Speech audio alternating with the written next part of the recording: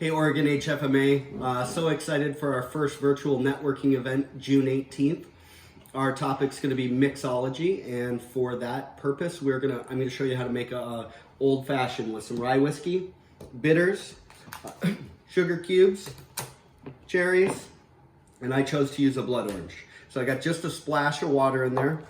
Grab one of the sugar cubes, let that sit in there for a second. A couple splashes of the bitters. Throw the orange rind in there for a second for some effect. Get that squished in there. Squish that sugar cube, get that nice and mixed up. Take the rind out. We're gonna pour some whiskey over the ice.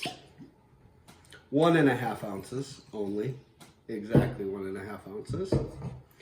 Pour your mixture in there. I'm going to garnish with a cherry and an orange.